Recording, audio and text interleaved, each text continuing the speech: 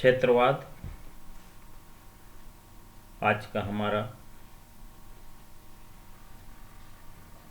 क्षेत्रवाद के अंतर्गत हम देखेंगे क्षेत्रवाद क्या है। कोई भी मनुष्य जहाँ जन्म लेता है, जहाँ अपना जीवन व्यतीत करता है, उस स्थान के प्रति स्वाभाविक रूप से उसका सामान्य लगाव रहता है।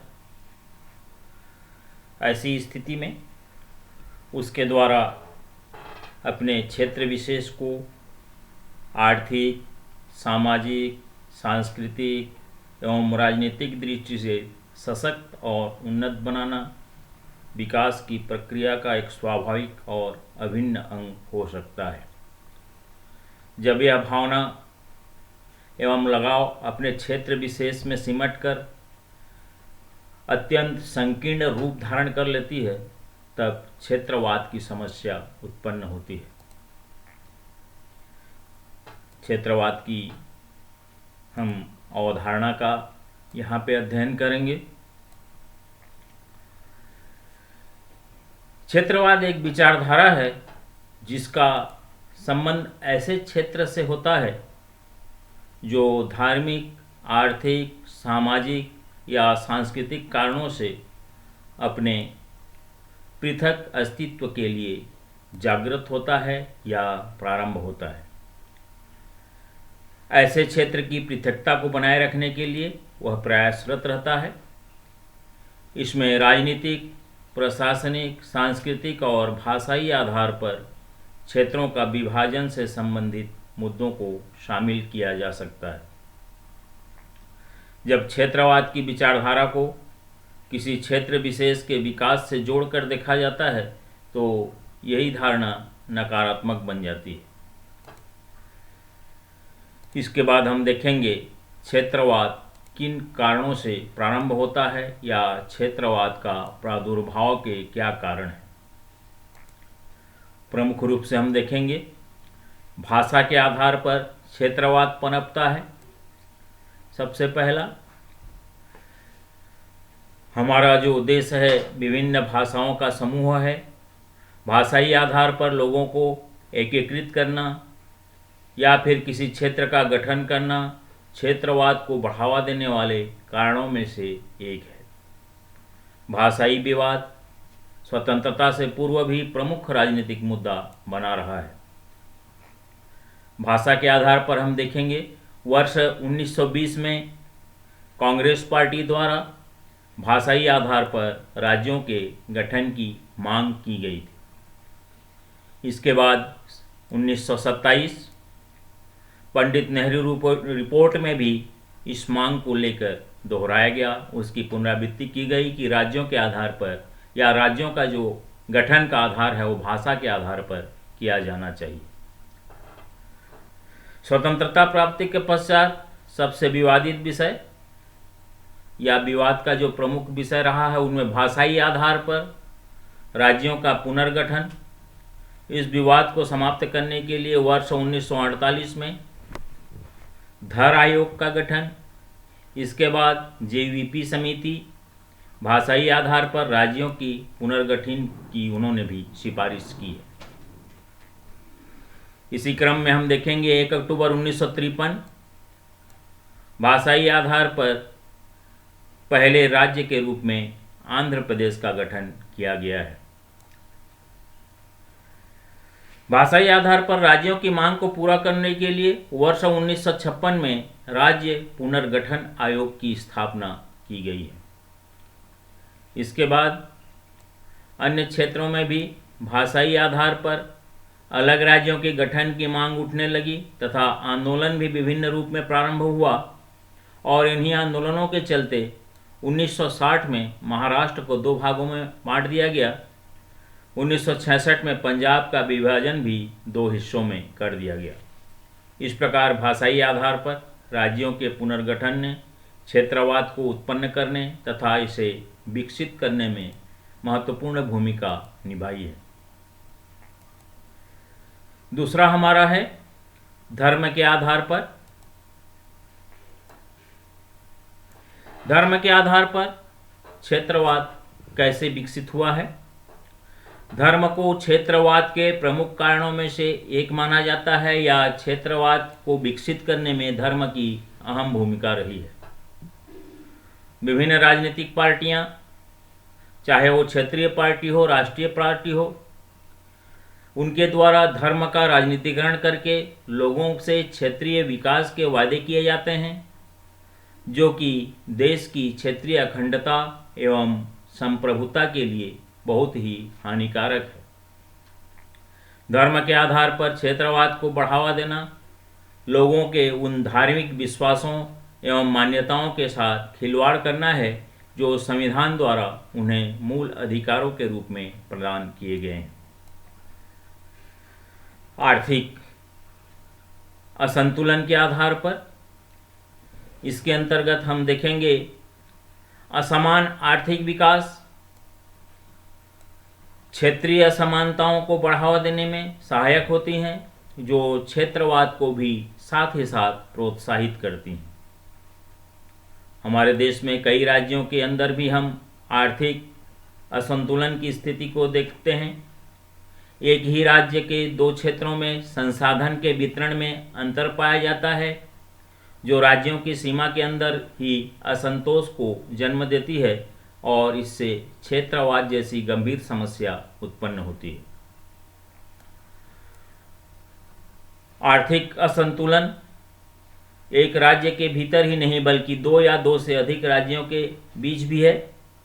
उदाहरण के तौर पर हम देखते हैं गुजरात, महाराष्ट्र, कर्नाटक में विकास का स्तर ओडिशा, बिहार से कहीं अधिक है। वहीं पूर्वोत्तर राज्यों के मामलों में यह अंतर और अधिक दिखाई देता है। क्षेत्रीय विकास में असंतुलन और प्राकृतिक संसाधनों के असमान वितरण के कारण विभिन्न राज्यों के बीच मतभेद उत्पन्न होते रहते हैं, जिसके कारण हमारा जो क्षेत्रवाद है अधिक फलता फूलता है और विकसित होता है। अन्य कारण के अंतर्गत हम देखेंगे राजनीति का आधार पर जिससे क्षेत्रवाद हमारा बढ़ता है। कौन कौन से प्रमुख कारण हैं? क्षेत्रवाद को बढ़ावा देने में राजनीतिक कारक भी महत्वपूर्ण है। राजनीतिक दृष्टि से देखा जाए तो भारत में क्षेत्रवाद की समस्या को राजनीतिज्ञों द्वारा ही ज़्यादा बल दिया जाता है। 1968 पश्चिम बंगाल में दार्जिलिंग नक्सलवादी क्षेत्रों में विद्रोह से चिंतित होकर केंद्र सरकार द्वारा प्रभावित क्षेत्रों में हथियार रखने पर प्रतिबंध लगा देने के निर्णय को राज्य सरकारों ने केंद्र सरकार के हस्तक्षेप के रूप में माना है। जनता पार्टी के शासनकाल में गोहत्या प्रतिबंध के विषय पर केंद्र तथा तमिलनाडु, केरल और पश्चिम बंगाल की सरकारों के बीच उत्पन्न विवाद को उग्र क्षेत्रवाद के उदाहरण के अंतर्गत में हम अध्ययन कर सकते हैं। क्षेत्रीय संस्कृति और निर्जातीय समाज के आधार पर भी क्षेत्रीयवाद विकसित होता है। इसमें जो प्रमुख कारण हैं क्षेत्रवाद विकसित होने के, उनमें विभिन्न जनजातियों द्वारा अपनी निर्जातीय पहचान को सुरक्षित बनाए रखने का प्रयास करना भी क्षेत्रवाद को विकसित करता है, बढ़ावा देता है। वहीं अपनी पृथक आर्थिक धार्मिक पहचान को बनाए रखने के लिए पृथक खालिस्तान या अलग राज्य की मांग और इस तरह के मांग देशव्यापी मुद्दा भी क्षेत्रवाद की भावना को और अधिक बढ़ावा देता है, विकसित करता है। क्या क्या चुनौतियां हैं क्षेत्रवाद से उत्पन्न जो समस्याएं हैं उसको हम देखेंगे। क्षेत्रवाद से उत्पन्न समस्याएं या चुनौतियां। बार बार नए राज्यों के गठन से देश की एकरूपता या जो देश की अखंडता है वो उस पर नकारात्मक प्रभाव पड़ता है। अब तक गठित नए राज्यों में से एक भी ऐसा राज्य सामने नहीं आया है जिसके गठन के बाद विकास दर में बहुत ज़्यादा या अभूतपूर्व विकास या वृद्धि हुई हो। क्षेत्रवाद के कारण केंद्र राज्य संबंधों पर भी नकारात्मक प्रभाव देखने को मिला है। क्षेत्रवाद से गठन की राजनीति को प्रोत्साहन मिलता है या गठबंधन की जो राजनीति है वो ज़्यादा विकसित होता है क्षेत्रवाद के चलते। क्षेत्रों के विकास के लिए नीति निर्धारण या फिर इन नीतियों के क्रियान्वयन में दुविधा उत्पन्न होती है। क्षेत्रवाद के परिणाम स्वरूप अनेक क्षेत्रीय दलों का उदय हुआ है और इसके परिणाम स्वरूप प्रत्येक क्षेत्र के हित समूह अर्थात नेता, उद्योगपति, राजनीतिज्ञ अपने अपने क्षेत्रीय विकास को ही प्राथमिकता देते नजर आए हैं, राष्ट्रीय हित को वो नज़रअंदाज करते आए हैं। क्षेत्रीय स्तर पर विभिन्न राजनीतिक दलों द्वारा क्षेत्रीय विकास के वायदे कर लोगों के धार्मिक विकास का प्रयोग वोट के बैंक के तौर पर किया जाता है, जिसके चलते देश में सांप्रदायिकता एवं हिंसा का जो माहौल है वो बढ़ता है। क्षेत्रवाद के कारण देश में अलगाववाद की भावना को बढ़ावा मिलता है।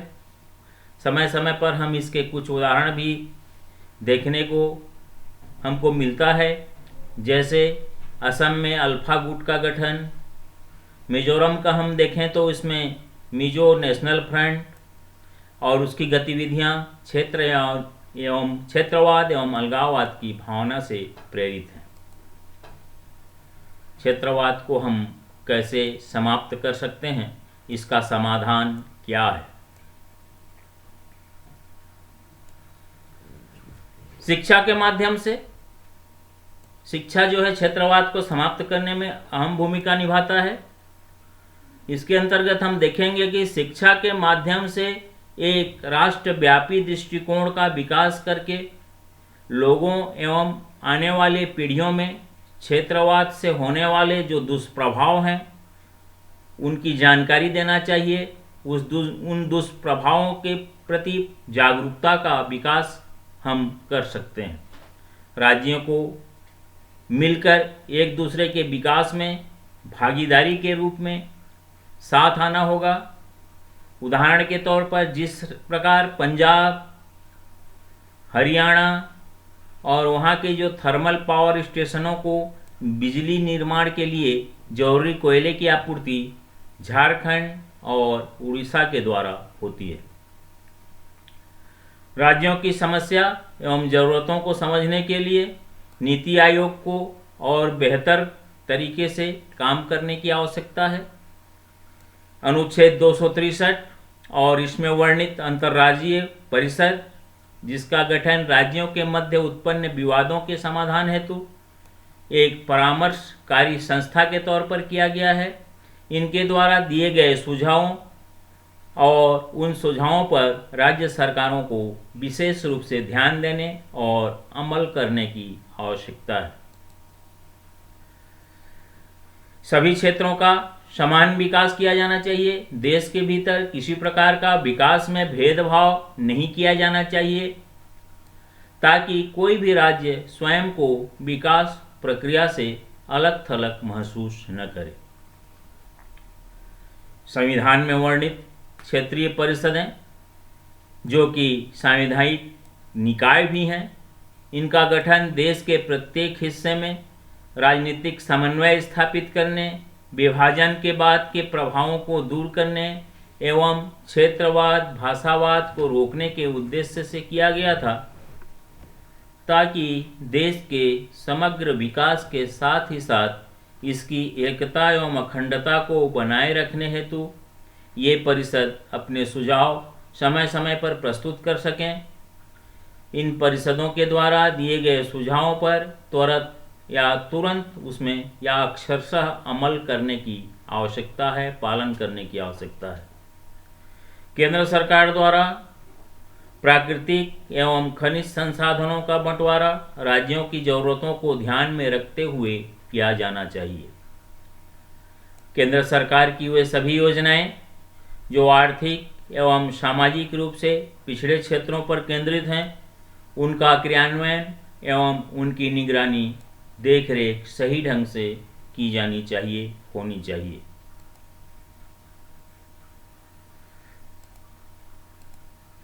परिणाम या निष्कर्ष हम देखेंगे। क्षेत्रवाद की विचारधारा को समझने के साथ ही साथ हमें इस बात पर भी पुनर्विचार करने की आवश्यकता है कि हम सबसे पहले भारतीय हैं उसके बाद मराठी, गुजराती, पंजाबी आदि। इसमें हमें अपने व्यक्तिगत हितों को नज़रअंदाज करते हुए देश की संप्रभुता, एकता, अखंडता का हमको पालन करना चाहिए, सम्मान करना चाहिए या उसको आगे महत्व दिया जाना चाहिए। वर्तमान परिदृश्य में हमें क्षेत्रवाद के स्वरूप को समझने की आवश्यकता है। यदि क्षेत्रवाद का स्वरूप विकास से जुड़ा है और यह लोगों को विकास के लिए प्रेरित करता है तो उचित है इसके परिणाम सकारात्मक होने चाहिए, न कि नकारात्मक। क्षेत्रीय विकास के साथ ही साथ हमें इस बात का भी अच्छा से ध्यान रखना होगा कि क्षेत्रवाद राष्ट्रवाद से ऊपर नहीं होना चाहिए।